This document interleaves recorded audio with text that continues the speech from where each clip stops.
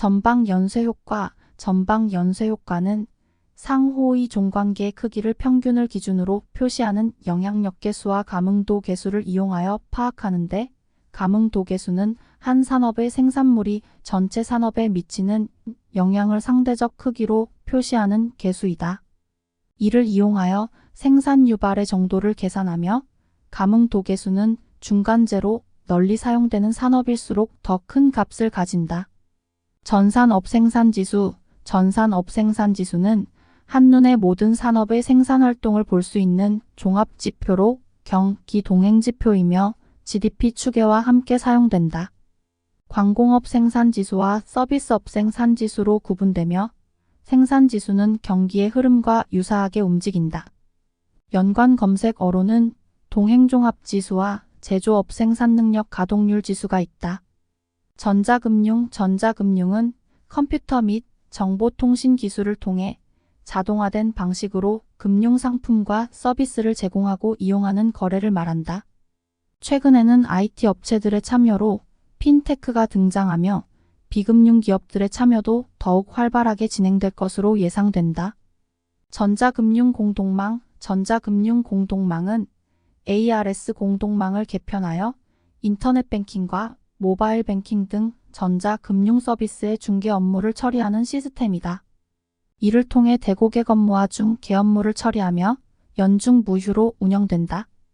전자단기사채. 전자단기사채는 자본시장법상의 채무증권으로 전자적으로 발행되는 단기금 융상품이며 어음과 유사한 경제적 실익을 가지고 있다.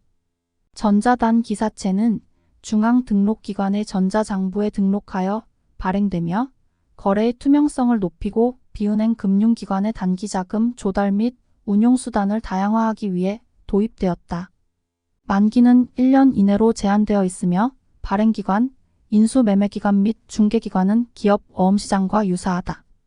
전자상거래. 전자상거래는 인터넷을 통해 광고, 주문, 결제 등을 수행하는 가상상거래이며 실물 거래에서부터 다양한 분야로 확산되고 있다.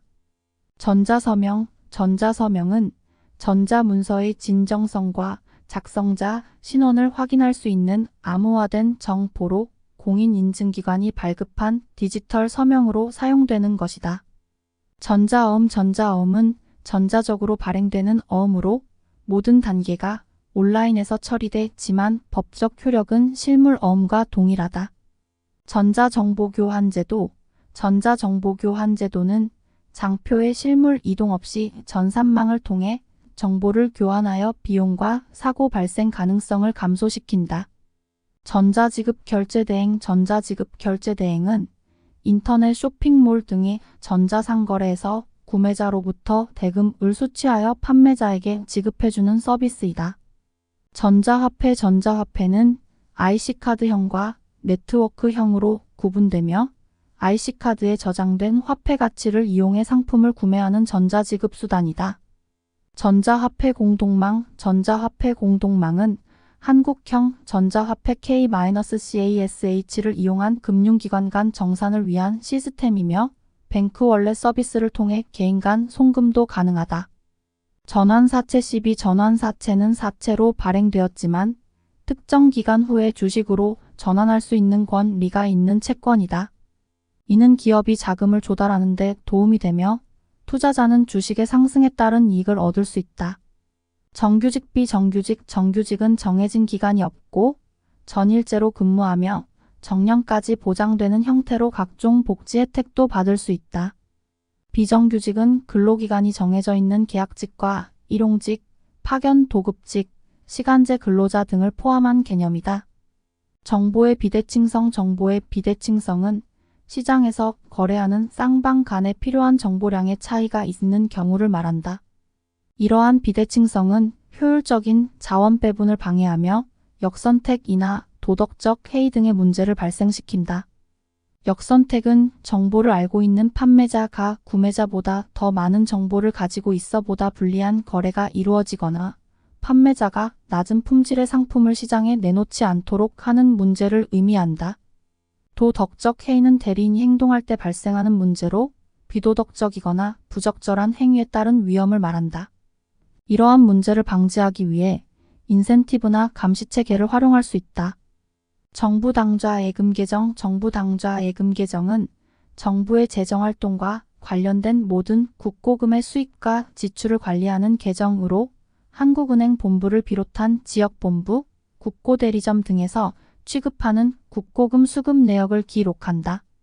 2003년 국고금관리법에서 예외조항이 추가되어 금고은행에도 예치가 가능해졌으며 정부 당좌 예금 개정은 일반회계, 특별회계, 기금 및 특별계정으로 구분하여 관리된다.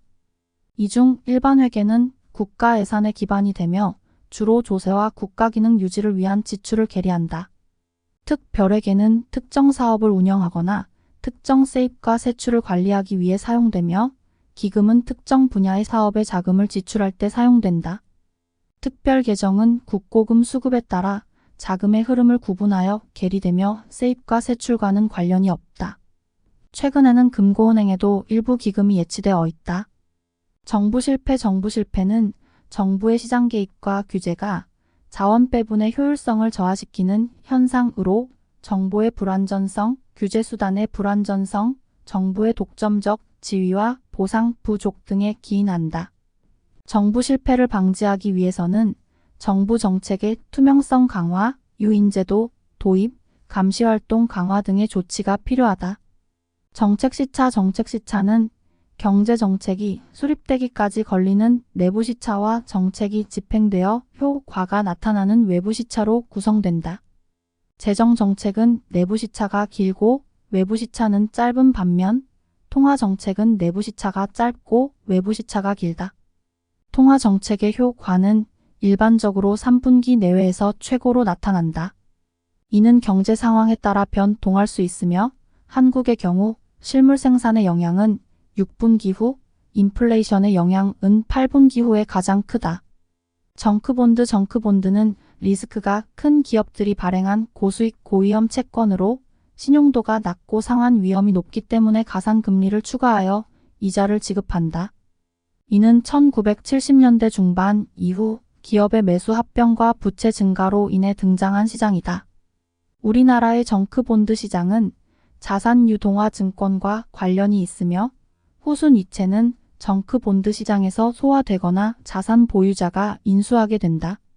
제1차 통화조치. 1953년 2월 15일 한국은행권의 화폐 단위를 원 내서 환으로 변경하고 100대 1로 절하하는 긴급 통화조치를 단행했다.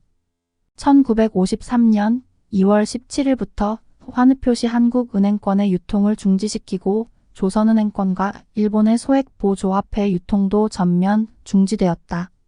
이를 통해 우리나라 화폐의 독자성이 확보되었다. 제2차 통화조치. 1962년 6월 10일 통화조치. 한국은행이 퇴장 자금을 위해 화폐를 환에서 원으로 변경하고 가치를 10분의 1로 절하하였다. 제로금리 정책. 제로금리 정책은 중앙은행이 단기금리를 0%에 가까운 수준으로 유지하는 정책으로 경기 침체를 극복하고 금융 경색을 억제하기 위해 시중 유동성을 증가시키는 목적을 가지고 있다. 양적 완화는 제로금리의 상태에서 금융 자산을 매입하여 통화량을 늘리는 정책으로 글로벌 금융위기 이후 국제적으로 확산되었다. 제조업 생산능력 가동률 지수. 제조업 생산능력 가동률 지수는 제조업 부문의 생산능력과 이용 정도를 나타내는 지표로 생산능력 지수는 공급 능력의 수준과 동향, 가동률 지수는 생산 실적과 생산 능력의 비율인 설비 이용도를 나타냅니다. 이 지수들은 경기 동향 분석에 사용되며 기준 연도의 생산 능력과 가동률을 100으로 설정하여 비교 시의 공급 능력과 가동 상태를 나타냅니다. 생산 능력은 사업체가 정상적인 조업 환경에서 생산할 수 있는 최대 수량을 의미하고 가동률은 생산 능력에 대한 생산 실적의 비율을 나타냅니다. 통계청은 매월 314개 품목에 대한 조사를 실시하여 제조업 생산 능력 및 가동률 지수를 산출하고 있습니다. 제조업 평균 가동률 갭. 제조업 평균 가동률 갭은 제조업 부문의 생산 설비 이용도를 나타내는 지표로 제조업 평균 가동률과 해당 시점의 잠재 수준 가동률의 차이를 계산하여 경제 내 유효 생산 능력 여부와 그 크기를 판단하는 데 사용된다. 음수이고 절대값이 클수록 유효 생산 능력이 확대되고 투자 위축과 실업 등의 문제가 예상되며 양수이면서 클수록 공급 측면에서의 문제가 발생할 가능성을 예상하게 된다. 조세부담률은 국민계정에서 조세 수입이 국민 총소득 GNI에서 차지하는 비중으로 국민 전체의 조세부담 정도를 나타내는 지표이다. 국세 및 지방세 수입과 사회보장기여금의 비율을 경상 GDP로 나눈 것이다. 이에 반해 국민부담률은 공적, 사회보험에 대한 보험료 등을 조세 수입에 더하여 경상 GDP 대비 비율을 산출한 것이다. 종합금융투자사업자 자본 조건을 충족한 증권사를 투자은행으로 지정하여 대규모 해외 프로젝트와 신성장 동력 산업에 투자를 유도하며 자본 확충을 통해 대형화를 촉진하는 종합금융투자사업자 제도. 죄수의 딜레마는 상호 협력이 최선인데도 자신의 이익을 우선시해 결과적으로 양쪽에게 불리한 상황을 만들어내는 게임 이론의 예시로서 여러 상황에서 적용될 수 있다. 1.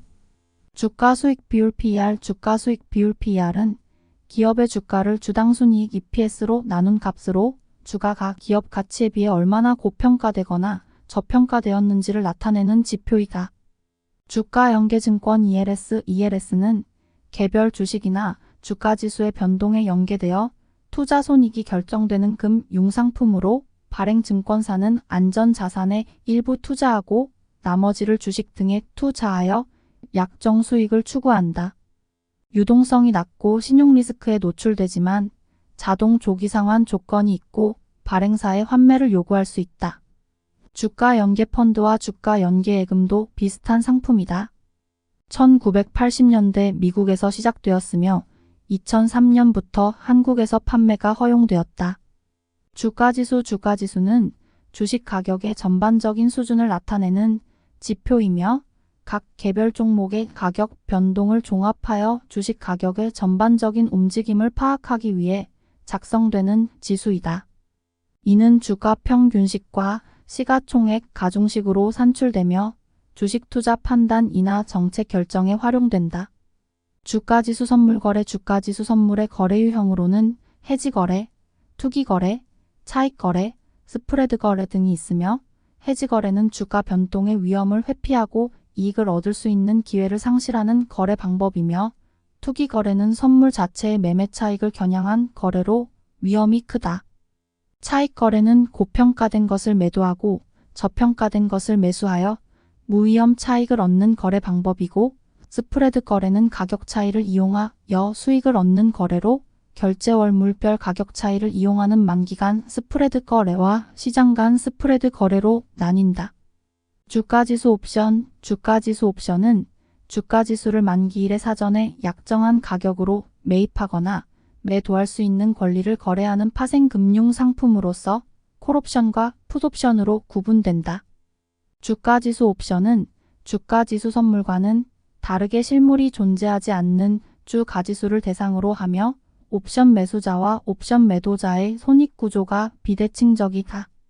주가지수 옵션 시장은 1983년 미국의 시카고 옵션 거래소에서 최초로 개설되었다. 주당순이익 EPS는 기업이 발행한 총 주식수로 나눈 값으로 기업의 경영실적을 나타내는 지표이며 주가에 영향을 준다. EPS가 높으면 기업의 경영실적이 양호하고 배당 여력도 많음을 의미한다. EPS는 당기순이익의 증가에 따라 높아지지만 전환사채나 증자로 주식수가 늘어나면 낮아진다. EPS는 기업의 수익성을 분석하고 주가수익 비율 PER 계산의 기초이며 개별 기업의 EPS 증가는 시장 지배력 확대를 의미한다. 전체 산업의 EPS 증가는 기술혁신 진행을 의미한다. 주식시장은 주식회사의 지분권을 나타내는 주식이 거래되는 시장으로 발행시장과 유통시장으로 구분된다. 발행시장은 새로운 주식이 발행되는 시장이고 유통시장은 이미 발행된 주식이 거래되는 시장이다. 유가증권시장, 코스닥시장, 코넥스시장, K-OTC 시장 등이 우리나라의 주식 유통시장이다. 주택저당증권 MBS 주택저당증권 MBS는 모기지를 기초자산으로 발행되는 자산유동화 증권으로 주택금융시장을 통해 발행 및 유통되는 증권이다. MBS 시장은 1차 시장, 2차 시장, 자본시장으로 구분되며 MBS는 기존 채권과는 다른 특징을 가지며 조기 상환 위험과 자산 듀레이션 문제가 존재한다.